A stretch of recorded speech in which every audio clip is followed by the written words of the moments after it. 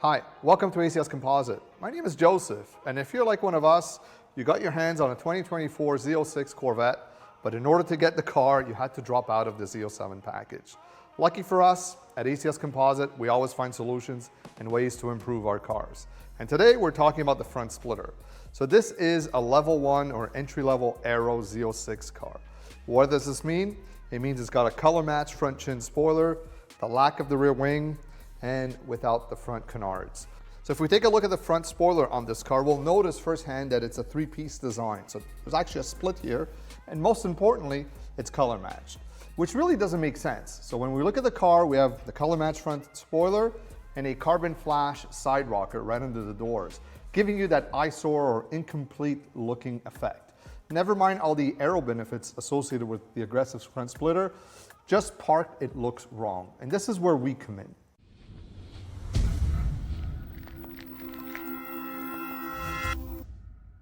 This is the new ACS Z07 style splitter. The first thing we'll notice, obviously, it's carbon flash black. This gives you the continuity between the splitter and the side rockers, really something that is a must on the Z06. Secondly, we notice the single piece design, so no eyesore seam here. And finally, just like a Z07, it's got the enhanced profile for enhanced aerodynamics. So we'll notice that it is much longer in this area here. Luckily, it is tapered up, so it's not really affecting the angle of attack. We're only talking about a 0.1 degree difference, but the aggressiveness gives the whole front end a much more aggressive look. Finally, the material or the construction of the part. Obviously, it's made out of our signature PC composite material. This is a polycarbonate-based material, extremely rigid, hard. On average, this is 3 times stronger than any other aftermarket part we've ever tested, much stronger than ABS, and even stronger than carbon fiber from a scrapability standpoint. So there's a lot of benefits to the material, and there's a lot of life into it. We'll also notice under the car, we've added skid plates, and these are basically strategically located, serviceable, removable, also optional if it's not for you. But these are pressure points that will basically give you that protection between the bottom of the splitter and the road or the curb or an inclined plane of your driveway. So this is really gonna give you a lot of life out of it and peace of mind while driving around. Next will be the installation. We'll show you how to unmount the original part and install the ACS Z06 splitter. We're ready to begin the installation of our new Z07 splitter. And the first thing we're gonna do is take a look. What we've done is raise the car. I think this one is a must. You need to get the car in a lift or at least on some ramps or jack stands. So definitely look into that. The first thing to do is remove all the panels under the car. So what we have are 2 side under trays, a center and a rear. This one has to come off. This is the one that I feel is the hardest to come off if you're on the ground. We're looking at a 30 to 40 inch span. You can, if you're really skinny and you can reach this far, but getting the car off the ground is really a must. So jack stands or ramps is a must. All the fasteners are either T15 or 7. There's a lot of them. Just go step by step, take them all out, save them per panel, and obviously it all goes back in. But what we're doing is removing the chin spoiler. I don't call it a splitter on a Z06 because I don't feel this has any aero benefit. So it's really an integral part that blends into the car. The new one is much more pronounced, and we're gonna have to get access to all the fasteners in here. So that's really the chore on hand and why I feel this needs to go on a lift. So we'll be starting at one end, taking it all out, try to document it for you guys and share a little bit the ins and outs and the specialty tools required to do this.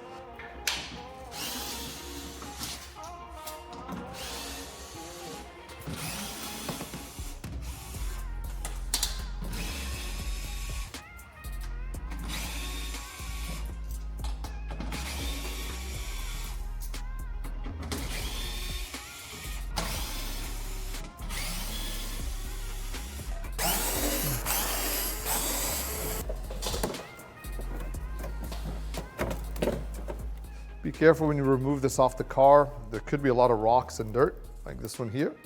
Obviously, we retain this.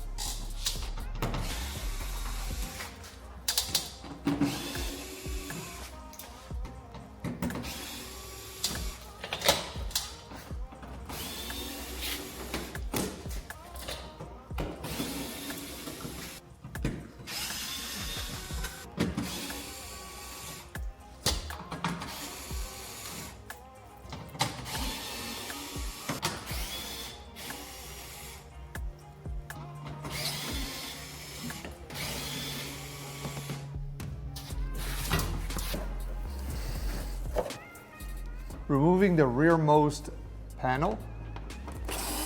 Again, a series of T15s.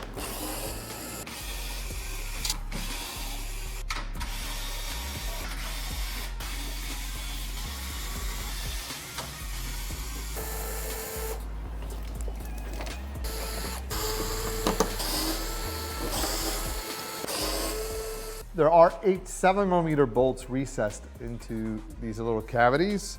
So you will need some light and a bit that's 2-3 inches just to get access to it.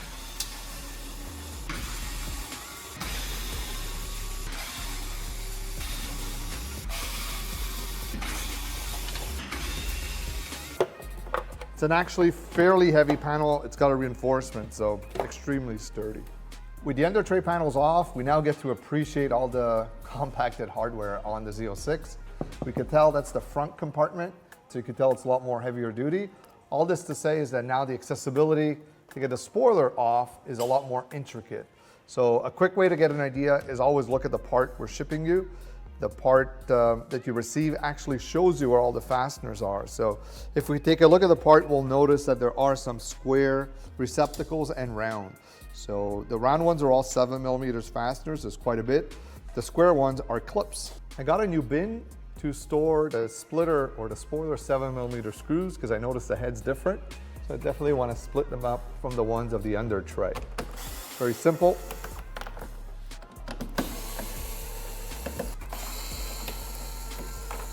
Now these in the front, we actually provide you a 7mm swivel wrench. There's no power tool that I know of that could actually access this.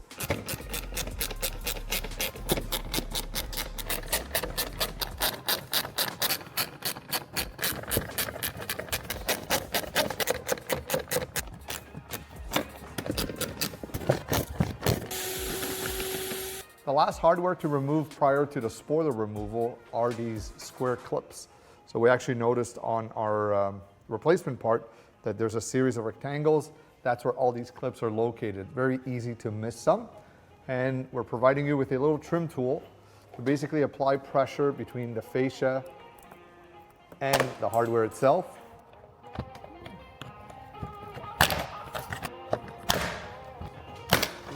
So we've removed 18 7mm SEM screws and 6 plastic clips. This basically now brings us to the point we're gonna slide the spoiler off. And what we're doing is just basically favoring the front while holding it so we don't scratch it or damage it. The ends here do have a flange, so I work my way around and basically slide it forward. There we have it, it's off. There are a series of 7mm fasteners inside. You could actually take this apart, put it in a small box, keep it. If ever you sell the car and you really want a factory ugly spoiler setup, you always have it.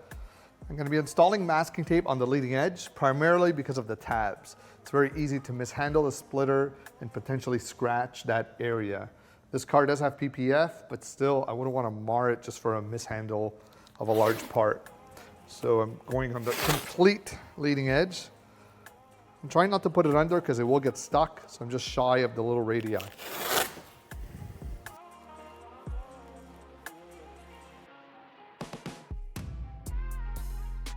I'm holding the ACS Z07 splitter that we're about to install.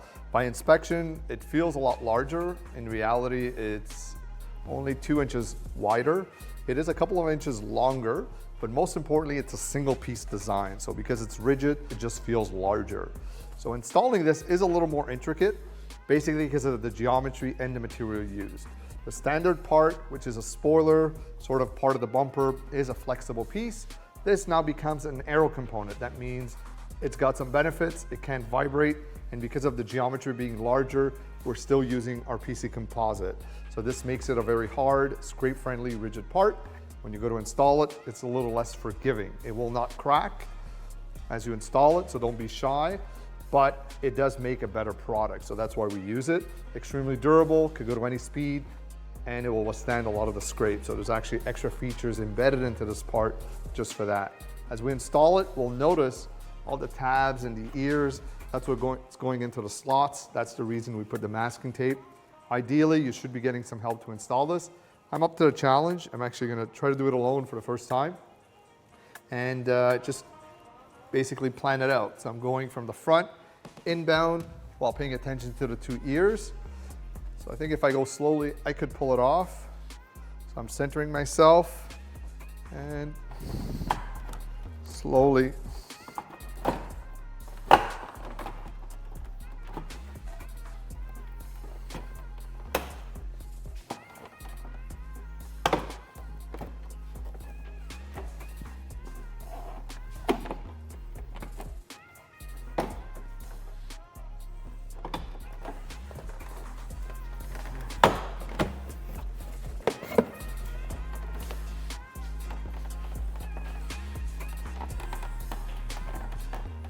The splitter tabs are inside the slots. I'm going to the extremity without letting it go.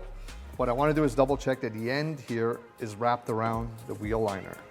So giving it a nice little tug, the end of the splitter actually goes inside the wheel well, making sure the same thing happens on both sides. Here's my rectangle. I'm going to it. Some pressure is needed, and I push upwards. So I'm actually applying some pressure on the splitter itself. That relieves the rectangle or gives me the maximum opening. Slide it upwards. We have a total of 6 of these. So as soon as you have one of these, you know the splitter ain't falling off. Not ready to drive, but at least you could carry on with the install. I'm ready to install my 7mm fasteners on the end or the ears of the splitter. This is a bit of a critical area. I want to make sure I get as smooth as possible transition. The bumper is extremely flexible, so there's a lot of play. So what I'm going to do is install the three 7mm screws. I won't tighten them, so I could still adjust it, and right when I'm happy, I'll tighten those 3 screws. So it's a bit of a tight spot. Thank goodness there's a little light on my screwdriver. And all I want to do is just grab the threads.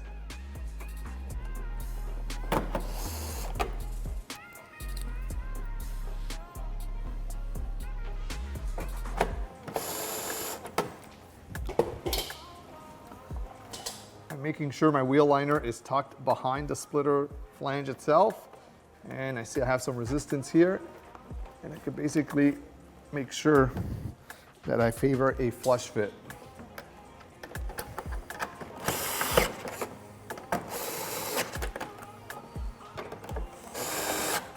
Perfect. We'll do the same to the other side. Our final step of the splitter fastening is now the 7mm screws in the center of the splitter. These are installed by hand using the provided 7mm ratchet. These are a little bit harder. So basically you find each of the tiny holes going into the U-nuts. All right, so all the screws are in. They're not tightened or torqued. My next step is really to go up, make sure I'm happy with the whole perimeter. At this point, I could take out my tape.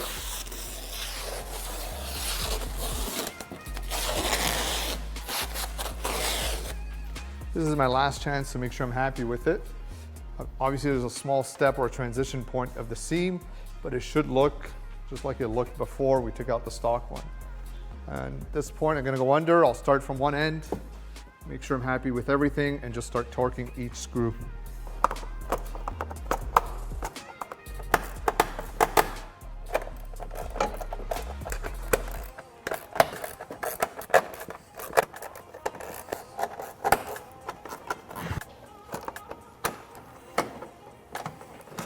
Our next step is to install the under panels back on the car, so it's the reverse process. First one is the front reinforced panel, the rear tray, and then the 2 sides. I'm using this opportunity to just clean the surface. We're using a Renew plastic restorer, which I really like, and basically it brings it back to new. So it's a good opportunity to do that since I usually don't go under the car too much.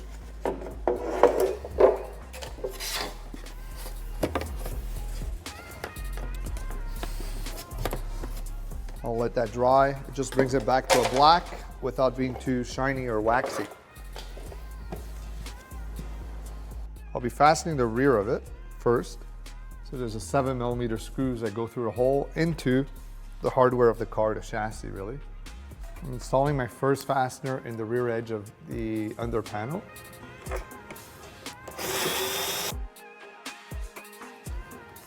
You'll notice there's some force as you push it up. It's basically doing leverage on the edge of the splitter. That's normal.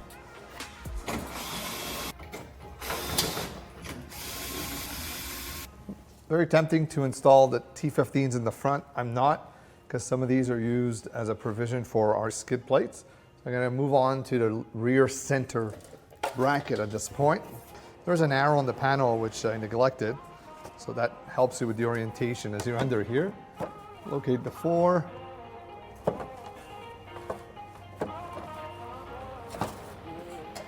Again, I don't want to over tighten it.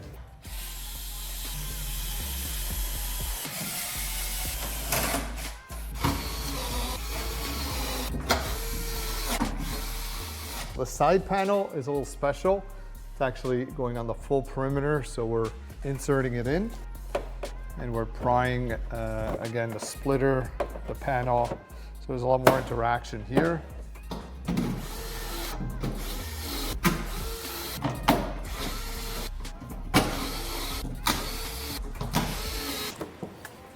I'll go ahead and do the same thing on the passenger side.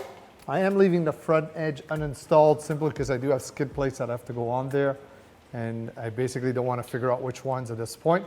Once I know that, I'll just complete the leading front edge. Same thing with this panel here. I sort of have to make the clearance for it to fit inside, especially in this front edge.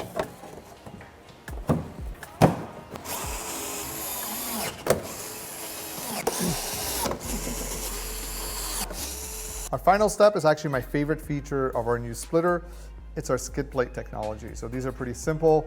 They're made out of a stronger polycarbonate material, and what they're done is to create pressure points between your splitter or your car and the road. So whenever you're going up those driveways or those curves, you always get a spot you're gonna hit depending on the angle of attack and the transition.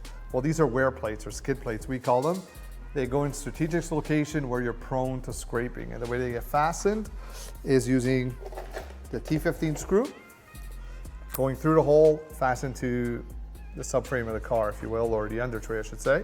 And then in the front, we have to install a rivet.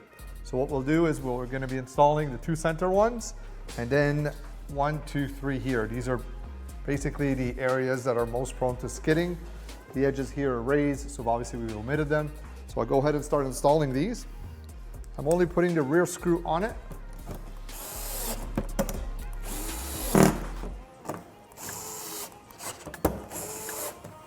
I give you, things get confusing when you're under the car sometimes. So you will get a full diagram, printed diagram with the part showing you exactly where we recommend installing them.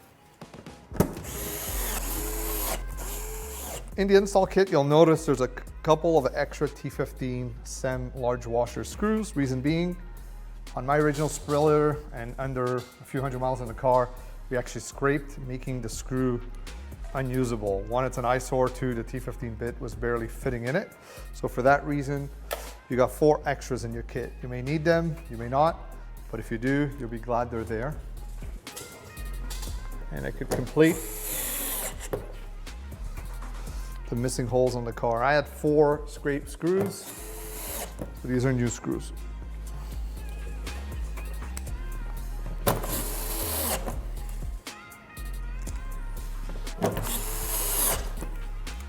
Our next step is now the orientation of our skid plates. Basically, we want these to be parallel to the center axis of the car. And all I do is I stand in front and put the screws parallel. Once I did this visually, I could get a measuring tape and just measure the symmetry of the 2 and make sure that I got them centered. Now the reason we're not pre-drilling these holes is simply not everybody may want these. If somebody wants a factory look, they won't be putting the skid plates. I think that's crazy. You need the skid plates. It will save you a ton of headaches in the future.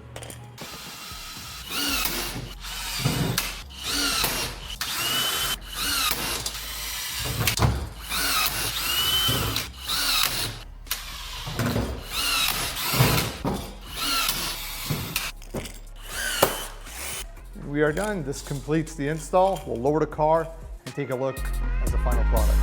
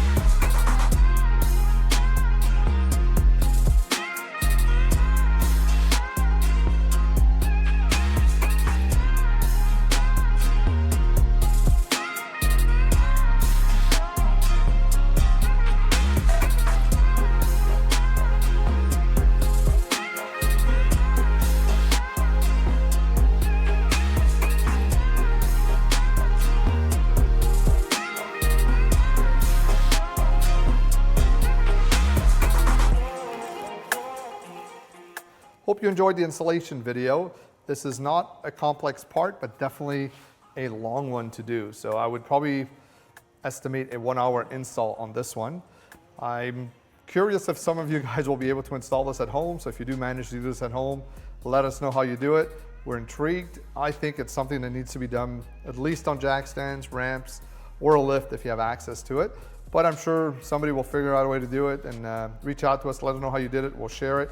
But definitely a really nice upgrade to the base Z06 or E-Ray. Really adds a complete final detail to the car, especially with the carbon flash wrapping all the way to the back through the side rockers. So hope you enjoy it. If you have any other questions, feel free to reach out to us at acscomposite.com.